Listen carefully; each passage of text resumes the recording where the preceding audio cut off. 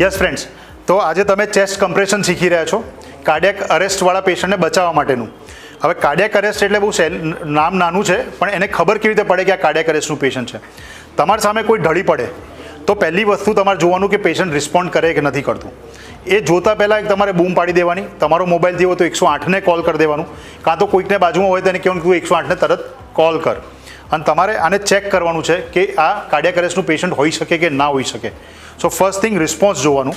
તો રિસ્પોન્સ માટે તમે કરવું પડશે.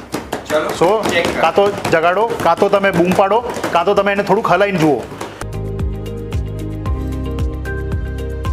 એનાથી બી જો એ ના હલે તો તમારે એની બ્રીધિંગ ચેક કરવાની છે. તમારી 2 આંગળીથી નાક પાસે મૂકો, બ્રીધિંગ જુઓ, ફીલ થાય છે કે થાય છે કે નહીં. પછી તમારે પલ્સ ફીલ કરવાની છે. અગેન 2 ફિંગર નેક પર તમારે ફીલ કરવાની.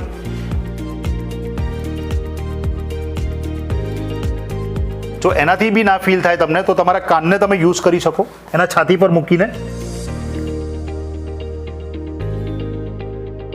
અને જો તમને ફીલ ના થાય તો તમને ખબર પડી ગઈ કે આ પેશન્ટને કાર્ડિયક અરેસ્ટ થયું હશે કાં તો થઈ શકે. સો તાત્કાલિક તમારે ચેસ્ટ કમ્પ્રેશન ચાલુ કરવાનું છે. હવે ચેસ્ટ કમ્પ્રેશન માટે તમારે તમારા હાથના યુઝ જ કરવાના છે. ક્યાં કરવાનું એ સમજી લઈએ પહેલાં. છાતી પર 2 નિપ્પલ, એની લાઇન ડ્રો કરવાની અને વચ્ચેની લાઇન, વચ્ચેનો સેન્ટર પોઈન્ટ, ત્યાં તમારે દબાણ આપવાનું છે. આ 2 હાથ તમારે ઇન્ટરલોક કરવાના છે આ રીતે. તમારા આ પામને તમારે અહીંયા મૂકવાનું છે વચ્ચે પોઈન્ટ ઉપર, અને તમારા આ એલ્બોને તમારે લોક કરવાનું છે. આમ નથી રાખવાનું, આમ લોક કરવાનું છે. આમ મૂકો, થોડાક એના ઉપર આવો થોડાક, અને પછી તમારે પમ્પિંગ ચાલુ કરી દેવાનું છે. રાઈટ. હવે આ પમ્પિંગ તમારે 1 મિનિટની અંદર 100 વખત કરવાનું છે. એટલે કાઉન્ટ કરવું પડશે.